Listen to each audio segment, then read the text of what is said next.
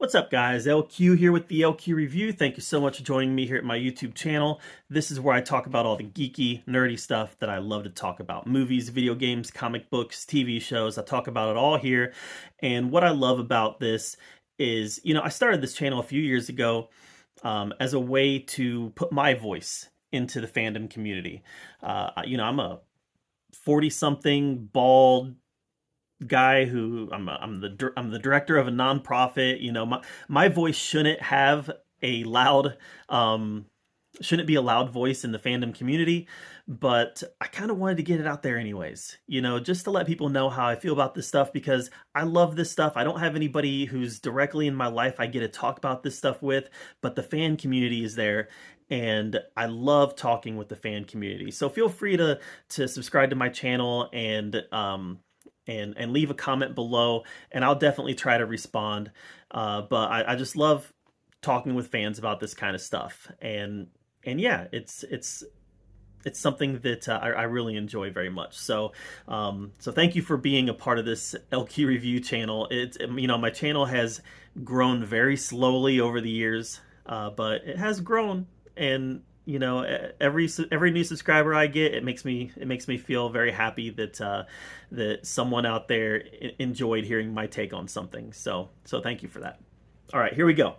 I'm gonna rank the Masters of the Universe content. So that's gonna be the animated series, the She-Ra series, and the live action film. So I'm gonna rank those from worst to best. There's 9. All right, so at number 9 is the Netflix She-Ra series. I watched this with my daughter, and the more I watched it, here's the thing. When I first started watching it, I had some nostalgic, positive feelings towards it. But the more I watched it, kind of the more upset I got that it just wasn't what I was hoping something set in this universe would be. And the funny thing is that my daughter, when she first started watching it, she also liked it. But the more we watched it, she just lost interest. And I have to be honest, it's a series that I didn't finish. Just because the more I watched it, the more I got angry at it, and the more that I just kind of lost interest. All right, number 8 is The New Adventures of He-Man. So this is a series that I kind of missed the boat on. It came out in the 90s. By that point, I was already a teenager, and I was too cool for cartoons, and I just completely missed the boat on it. I didn't discover The New Adventures of He-Man until I was an adult. Went back and watched it, and it was difficult to watch because it was so different than the He-Man that we know from the Filmation series. This one brings He-Man and Skeletor way into the future. They're out in space. A lot of people in the 90s like to take characters and put them in space. It's kind of what you did when you ran out of ideas in the 90s. Let's put them in space. And they tried it with He-Man and Skeletor, and it just, yeah, like I said, I tried to watch it, got a couple episodes in, and I just checked out. So that would be number 8. All right, number 7. Number 7 might upset some people, but number 7 for me is Masters of the Universe Revelation. It was, again, the first half, I hated it. I hated the first half. I hated the way He-Man was written. I hated the way that Teela was written. I appreciated the animation, but outside of that, I just hated the storyline. Part 2 did a lot to redeem it. So Revelation Part 2 did a lot to redeem it, but for me, it was just not good enough, and it was also very divisive. I found the Masters of the Universe fan community to be very divided by this, and it took a lot of fun out of it. So that's number 7 for me. Number 6 is the CGI animated Masters of the Universe Netflix series. Now, just being straight up, this wasn't really for me. I did watch the whole series, and I got a little bit, I got some enjoyment out of it. I feel like, for the most part, it was positively received, though. Whenever I was talking to people in the online fan community about it, it was usually pretty positively received. And what I like about it is that they were never pretending that it was something other than a reimagining. they were very honest with the fact that this isn't going to be like He-Man that you grew up with. You know, this is a new take. This is a reimagining. This is kind of made for more modern audiences, today's kids. It's made with those sensibilities, and quite frankly, I was fine with that. I was fine with that because what reimaginings like this can do is if it does bring in new fans, it can introduce those new fans will then seek out other content, and it can introduce them to the original content that we all love. So while this is a series I'm not going to revisit it a lot, and honestly, I'll probably end up revisiting Revelation more than this one. I found this one to be a lot more fun to talk about with people than Revelation was. Where Revelation was just very divisive. All right. Number 5. Number 5 is She-Ra, Princess of Power, the original She-Ra show. This, when it came out, I was obviously a little kid. I was very much into He-Man, and when it first came out, my sister was into She-Ra. And I was like, ugh, I don't want anything to do with that. That's for girls. But, you know, you get a little older and you start really evaluating the stuff you liked as a kid through more mature eyes, and you realize just how entangled these two shows were and how much She-Ra actually did to world build. It did a lot to world build the He-Man mythology, and a lot of that world building spilled over into other mediums that I really enjoyed. I love the She-Ra storyline in the DC comics, just love it. And while this may not be up to par with some of the other Masters of the Universe stuff, it definitely plays a role in the fandom and did a lot to build this world out. So yeah, I appreciated it. All right, number 4. Number 4 is Masters of the Universe, the movie. Yeah, it was corny. Had Dolph Lundgren in it. Didn't always understand what he was saying. Had Gwildor instead of Orko. I understand all of it. Prince Adam never made an appearance. Cringer and Battle Cat never made an appearance. But I have a lot of nostalgia for this one. And I've got a lot of good feelings towards this simply because I enjoyed it so much when I was a kid. And here's the thing. It kind of holds up for what it is.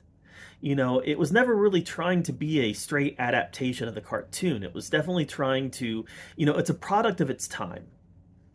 And even though it's a product of its time, I gotta say, the special effects, the makeup work, all that stuff, while it wouldn't be up to par for today's standards, if you go back and you watch it and you compare it with other films of the time, this holds up just as good as some of those other films do. So, was it campy, corny? Yeah, of course it was. It was an adaptation of a Filmation cartoon that was made, when did this come out? 89? It was made at a time when this geek community stuff wasn't taken as seriously. And they were trying to do a quick cash grab. I get that. But for a quick cash grab, it didn't end up to be awful. It definitely put its mark on the He-Man mythology. So much so that Gwildor has appeared in Revolution. And they had DC published a comic book called Masters of the Multiverse, where Dolph Lundgren's He-Man was one of the main characters in it. So yeah, it's left its mark on the He-Man fandom, and I have to admit, I revisit this from time to time. All right, number 3 is, okay, and there's a big step up now. The top 3 are all real close together.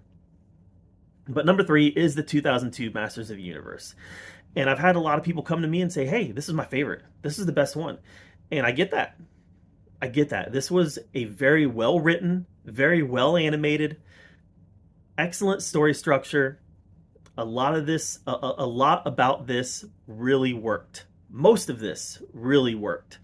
The hard reality is that I don't have any emotional ties to this, though, because I just completely missed the boat on this. I was 22 when this came out. I was doing other things in my life than really participating in the geek community. And especially Masters of the Universe fandom, I was doing a lot of things in my life where I wasn't participating in it. And I didn't see this until probably 10 years after it came out. I really liked it. when I finally sat down and watched it, I was like, wow, this is great. I should have watched this. Man, I should have bought these toys. I have a ton of Masters of the Universe toys. I have one, two, three, four shelves and a wall full of Masters of the Universe stuff. I don't have one toy from the 2002 series. So it just kind of, I missed the boat on it. But don't come at me because I really like it. It's really good. so, so yeah, Masters of the Universe 2002 is number 3. Number 2 for me is Masters of the Universe Revolution. I'm sorry, guys. For those who didn't like it, I thought that this got it right. This is what Revelation should have been. This is what I was hoping Revelation would have been. A sequel, even though, I mean, I guess it's a sequel to the filmography series, even though there's some stuff that makes me wonder if it actually is a sequel. I don't know. I guess we'll see when the next part comes out. But Revolution was great. The story structure was great. They captured the spirit of the characters. The animation was beautiful. It felt like a Masters of the Universe movie that was broken up into 5 parts. I really liked Revolution a lot. I'm not going to talk about it a whole lot here. My review is up. Feel free to go check that out. But Masters of the Universe Revolution is number 2. But number 1, no surprise here, is He-Man and the Masters of the Universe, the original filmography or Filmation, the original Filmation series. By far my favorite He-Man content. I went ahead and rolled the He-Man She-Ra Holiday Special into this, and I went ahead and rolled Secret of the Sword into this. Even though both of those are He-Man and She-Ra stories, I just rolled those into this series, and especially with those 2 pieces of content in here, it's not even close. I mean, yeah, I liked Revolution. Yeah, I liked 2002, but I've just got so much nostalgia and emotional connection to this series that nothing is going to ever topple it.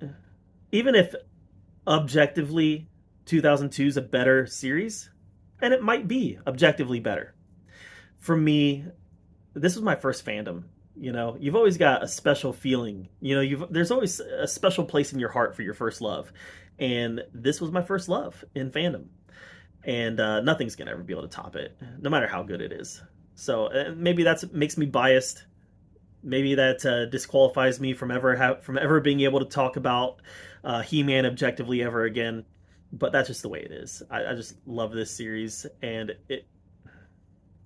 I don't know. Again, I might be showing some bias here, but I think it still holds up. Where shows like Thundercats doesn't hold up as well anymore. I tried to watch Silverhawks the other day. It doesn't hold up. You know, a lot of those shows don't hold up anymore, but for whatever reason, again, maybe it's my own personal bias, but I think this one does. So that's my favorite He-Man series content. Other than comics, if I were to put the comics in there, you know, it'd be a much different ranking. But this is only the stuff that's been put on screen. With the stuff that's been put on screen, this is my ranking. So what is your favorite He-Man and the Masters of the Universe content? Feel free to let me know in the comments below. I'm not going to come at you. I'm not going to, say you're wrong or anything like that, simply because if you're watching this, you're a He-Man fan. We love the same content, and just because I might disagree with you doesn't mean that I think you're wrong, because it's subjective and it all hits us in different ways. And we're all fans of the same thing, so we're all on the same side. So let me know how you would rank these, or at least let me know what your top 1, 2, or 3 are, and we can have a conversation. So thank you for joining me here at the LQ Review, and until next time, we'll see you guys later.